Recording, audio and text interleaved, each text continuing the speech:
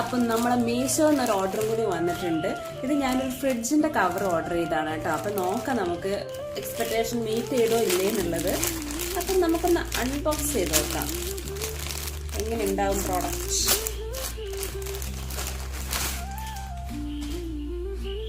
ഇതാണ് കേട്ടോ പ്രോഡക്റ്റ് വരുന്നത്.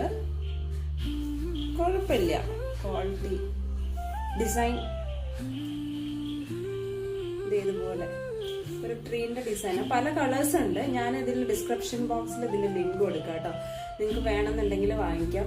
ഇതിപ്പോ നമ്മള് ഫ്രിഡ്ജില് മുകളിൽ ഇങ്ങനെ വെച്ച് കഴിഞ്ഞാൽ പോക്കറ്റ്സ് ഉണ്ട് കേട്ടോ. ഇതുപോലെ പോക്കറ്റ്സ് ഈ സൈഡിൽ 3 പോക്കറ്റ് ഉണ്ട്, അതുപോലെ തന്നെ ഇപ്പുറത്തെ സൈഡിൽ 3 പോക്കറ്റ് ഉണ്ട്.